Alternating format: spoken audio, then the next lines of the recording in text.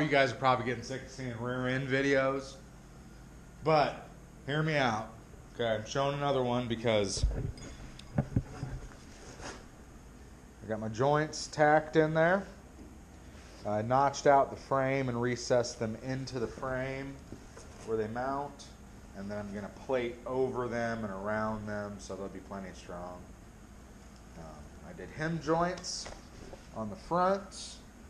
Just did a standard bushing in the back with a threaded end. So this is threaded so I can adjust that. These are both threaded so I can adjust them out. So probably I have a couple inches of adjustment if I need to. And also I can adjust one side out if I need to kind of fine tune it and kick it one way or the other. Hopefully I won't need to do that because I've spent a solid 4 or 5 hours measuring, like trying to find common points on the frame everywhere and cross measuring everything from the rear end to the frame, side to side, front to back. I tried to do all the homework I could do to make sure this sucker drives perfectly straight at 10 miles an hour. That'd probably be its max speed. I also actually have bushings in the trailing arms so I can see exactly where those are going to sit. So yeah, I'm going to do another test. I'm going to raise this sucker up, see where we're sitting.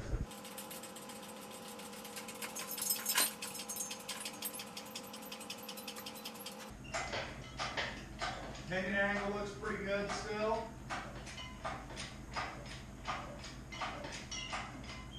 It follows the trans tunnel pretty well. Each time it raises up a little bit, the pinion pitches with it.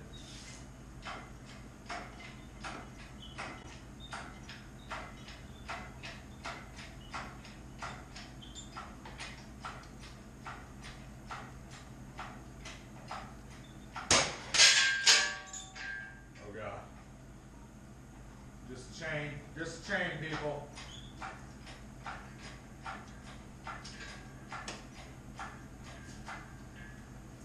And I'd say that's probably as high as it's ever going to be.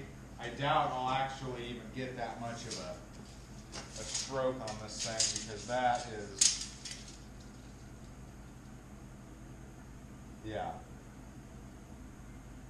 Maybe that I might be able to do that because they got 26-inch cylinders, and to the top of the spring perch is 32. So with the stack of coils in there, I might actually be able to get that height. Without the drive shaft actually in this sucker, I don't know how it's going to be. I'm guessing I'm going to have to cut this out a little bit more. The bearing, the carrier bolts right there. So the carrier bolts right here, drive shaft's there, so it's going to have the pivot. It's going to be right in this area, so it's going to hit back. I don't think it's going to be an issue. I think it'll drive okay like that. I mean, that's all I can do is think, since I don't know. Maybe all you 20th generation lowriders can help me out. I like asking questions. I like getting feedback, as long as it's good feedback and not just, man, you suck. Video's stupid. You're doing that wrong. Real lowriders don't get down like that. What does that even mean? If that's your comment, save it, because I don't even know how to respond to that. I don't know what you're saying. I'm liking it. Got some more plates tacked in there.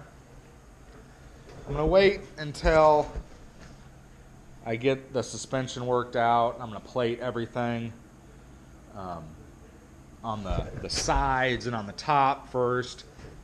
And then when I take the front end suspension off and it's just a bare frame, then I'll flip the frame over and plate the whole bottom side of the frame. But I'm probably going to wait until I actually get everything tacked on top before I start doing the bottom, just because I don't want to be laying up underneath this thing, welding on up. So Pretty happy with it. Locked up. Since I put these brackets at an angle, locked up, the bushings seem a little happier. Laid out, they're at a little bit of an angle, but the way I like to drive, chances are I'm going to drive with this thing not locked up, but it's going to be raised up when I'm driving around. Sitting still, it'll be laid down, so it shouldn't be an issue. Hopefully not. Laid out, having the bushings at a little bit of an angle. Heck yeah, guys, we're doing it. Okay, this is really happening. This is really going down. I need to make a little plate for that right there. It's really happening. It's coming along.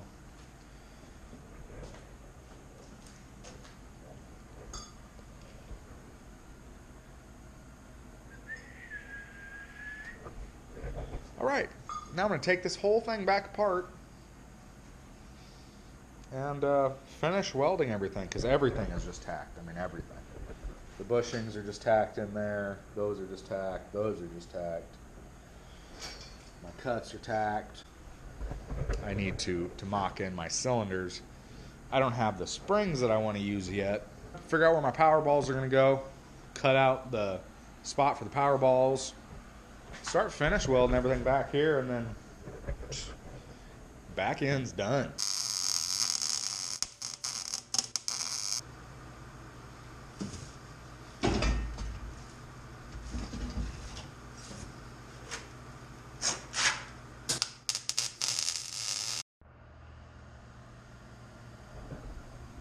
Molded. So now I'm going to take this thing all back apart, take out all the bushings, build some plates for the backs of them and the front. Then we're going to make those suckers pretty. Pretty city.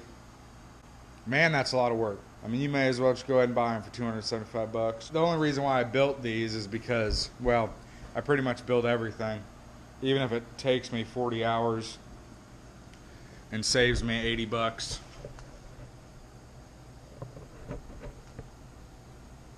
But those, I needed to have them a certain length, so I couldn't really buy them. I mean, I'm sure I could have had them made, but at that point, I may as well just make them. Yeah, the wishbone, I guess, is kind of the same deal, too. I did need it a certain length, so I went ahead and just made it. But really, I probably have 50 bucks in steel, probably $80 in joints, because those threaded ends, I mean, the hem joints are, for a pair of them with the weld-in bung is like 50 bucks. And then that thing with threaded sleeve, that one alone is like 30 or 40 bucks.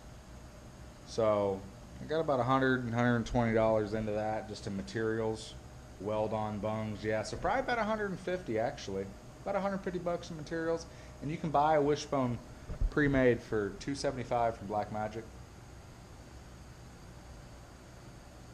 Yeah, saving money. Saving money. That's what I'm all about, people. I don't know if it was worth it or not. Still hard to tell.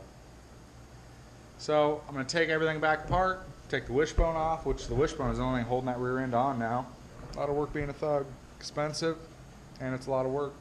It's not for everybody. It's a thug life thing. It's not for everybody. It's for me, but it ain't for everybody.